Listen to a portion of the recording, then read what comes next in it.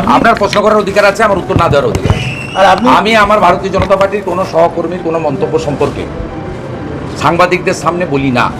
ভারতীয় জনতা পার্টির পঞ্চায়েত মেম্বারদেরকে এই ব্লগের ভিডিও কাজ করতে দিচ্ছে না। বিরোধী দলনেতা যারা আছে 8টা গ্রাম পঞ্চায়েতে, তাদের স্বীকৃতি দেওয়া হয়নি। পঞ্চায়েত সমিতি 1 বছরের বেশি হলো গঠন হয়েছে।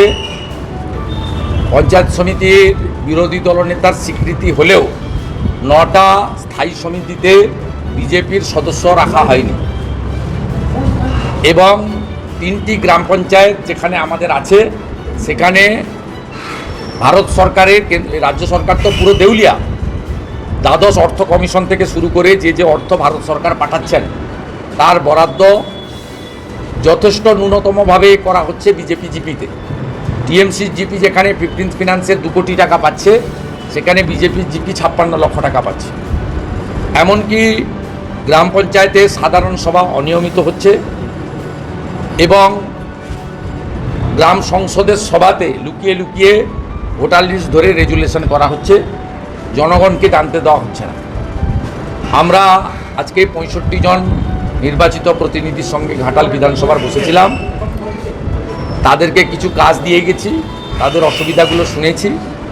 বিধায়ক এবং জেলার সংগঠনকে কিছু গাইডলাইন দিয়ে গেছি as a leader of opposition, এবং আগামী 1 মাস বিডিওকে সময় দিয়ে যাওয়া হলো যে এবারে পাঁশকুড়া থেকে ইড়পালা ট্রেনও চালু হয়ে যাবে।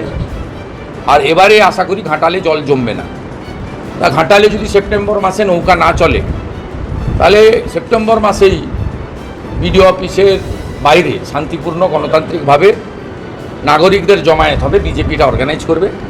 আমি সেখানে বক্তব্য রাখব এবং যেভাবে এখানে ভারতীয় জনতা পার্টির নির্বাচিত সদস্যদের বঞ্চিত এবং জনগণের কাছে অপদস্থ করার একটা চেষ্টা হচ্ছে, তাকে প্রতিহত করা।